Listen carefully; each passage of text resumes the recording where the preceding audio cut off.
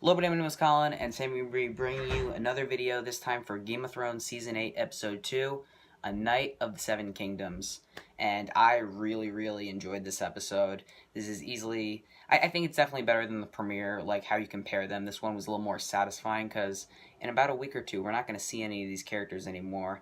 And I'm such a big fan of the show, I love these characters, so that really emotionally tugs my heartstrings.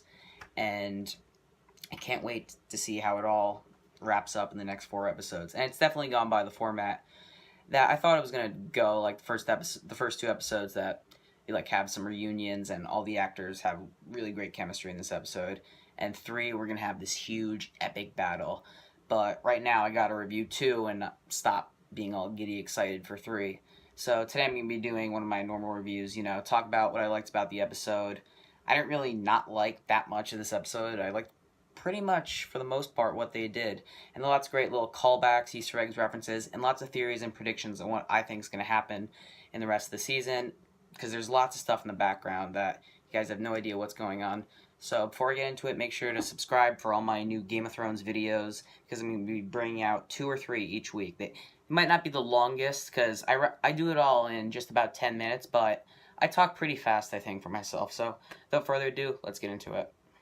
So Daenerys has Jaime put on trial for all of his past sins, really. Obviously, Jaime, he defends himself by saying that he did this all for his house, and everybody else has done sins for their house, obviously. But Jaime, he's the Kingslayer. He killed Aerys Targaryen, which is Daenerys' father. And despite she knowing that Aerys was a pretty bad dude, she's still pretty pissed because she didn't have a father growing up, and this is the man that she has to blame for that.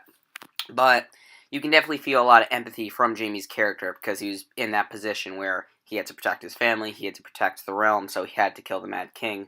And Tyrion comes to his defense, obviously, because they're brothers, they love each other.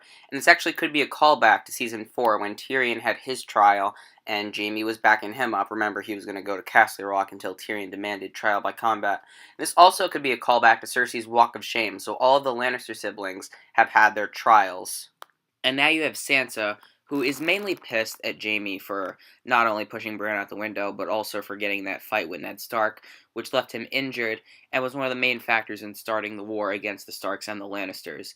And I love when Bran gives Jaime that cold stare and throws back in his face the things we do for love, which was obviously the last quote of the first episode before he pushed Bran out of the window. And Jaime, you have to understand, he would have done all this stuff again because he did it for him and his house. But he is sorry for what he did to Bran because he can tell that he did fuck up this boy, even if he doesn't care that he did it because it did end up making him into the three-eyed raven. But he still is very sorry. And I love that Brienne comes to Jaime's defense because she can tell that this is a very honorable man that has committed sins for his house, but she still trusts him. And since Brienne trusts him, now Sansa trusts him as Sansa trusts her with her life. And Daenerys just has this kind of moment where she gets pissed at Sansa for making this decision without her because she's the one that they're supporting now, but she's the Lady of Winterfell. And the moment between Brienne and Jaime is being nice to her because he understands this might be one of their last days together. And Tyrion, he fucked up on this situation, and Daenerys is pissed at him, and both her and Sansa come to an agreement on that. But Sansa is just pissed overall because Daenerys also made the mistake of trusting Cersei, but I think she's a little bit more mad at Tyrion because Tyrion knows Cersei, and they actually might come back to that with Tyrion making some crazy plan. I know there are a lot of theories, but Daenerys makes a mention when she says that Jon Snow is the second most honorable man she's ever met, next to Khal Drogo. She mentions as somebody taller. She's never trusted anybody as much as she did Khal Drogo, I think, but Jon Snow is definitely close.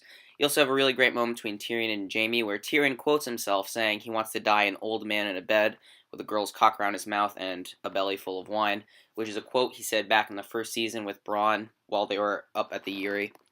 Tyrion also mentions the first episode when Tyrion and Jaime were in Winterfell, and he discusses Jaime calling him a golden lion, which his hair was much more golden then. It's much darker and grayer now, so it's a nice little hint. You also have him mentioning Tywin on how he would have been ashamed of them about to die for the Starks in Winterfell. Now, I think they might actually use that to bring back with Bronn, as he's going to be trying to kill Jaime and Tyrion soon with with the crossbow that Tyrion used to kill Tywin. You also have Tormund in this episode, the Night's Watch's little reunion, and Tormund's like, "Where's the big woman?" That was a really funny moment for me. Jon Snow now understands that the White Walkers are coming, and they don't have a lot of time, so they really needed to, I think, cooperate with each other and just work together to stop the White Walkers, because even though there's lots of drama going on in Winterfell, got to put it all aside. Theon and Sansa's little reunion was very important for Theon's character arc, because obviously he's gone down a lot. He originally was a traitor to Winterfell, but then he helped Sansa out.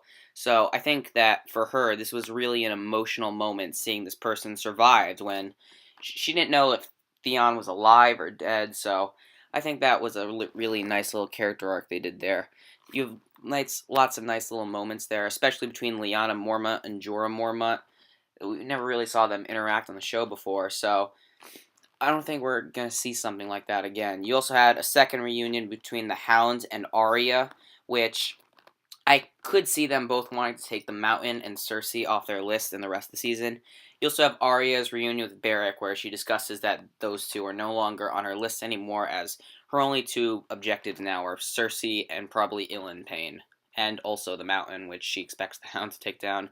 And you had that crazy sex scene between Arya and Gendry. I heard a lot of theories, but I didn't think it was actually going to happen.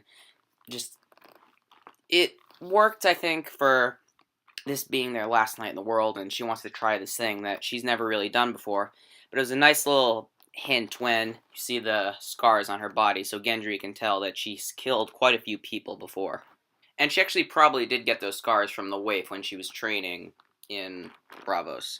Now, you obviously had that little scene where the whole group was getting together, preparing for this big battle, and their plan to kind of lure the Night King towards Bran, it's probably not going to work, because remember, he can feel a part of him because of he touched Bran, remember, back in season 6, and he wants to wipe him out, as he is the memory of Westeros' current history. And a lot of people still are keeping up with the theory that Sam could be the one that ends up writing the book, A Song of Ice and Fire, in the story that we're listening to and watching right now. And I think with that scene, we definitely could get maybe a little version of that when the show is finally over. And I really love the scene where they were all just drinking and kind of spending their last night together good, because it reminded me a lot of the scene in Jaws where they were drinking. And you had that amazing scene where Jaime makes Brienne a knight. And that was a really big moment for her character arc, as this is going to be one of the last things they do before they die. And the title of the episode, Night of the Seven Kingdoms, that's a book written by George R.R. Martin. And Podrick, the scene where he sings, his singing is really incredible, but the editing in there, you see all these people. You see Sam in bed with his girl and their child together. They're sleeping. You see Sansa having dinner with Theon, which you see these people, they're really just enjoying their time, which is probably for a lot of them going to be their last night in this world. And yeah, it's really sad to see this, because we have all this build-up, and it reminds me a lot of the scene in Lord of the Rings Return of the King where Pippin is singing as the orcs win a battle. And yeah, that means the White Walkers could possibly win this battle. You had that amazing moment where Daenerys finally found out about the Targaryen lineage between her and Jon Snow, because she doesn't really want to believe this, because she's been fighting for the throne this whole time, and Jon Snow he now has a claim to the throne, and I think this could be some serious drama in the future. I definitely think she could have taken it worse, but expect that to just cause all sorts of problems for them in their relationship. We have the final shot with Tyrion. A lot of people think he's going to die. I hope he doesn't. I'm having my doubts, I gotta admit. And you have that final shot of the White Walkers approaching Winterfell as they prepare for battle. I'm so excited. And we actually didn't hear the Night King or the dragon, so that probably means that he's somewhere flying above, ready to attack Winterfell. But I just want to say thank you guys for watching today's video. Please make sure to subscribe and give this video a thumbs up. Make sure to share this video with your friends and everybody who watches Game of Thrones that you know. Thank you all for watching today, and I will hasta la vista.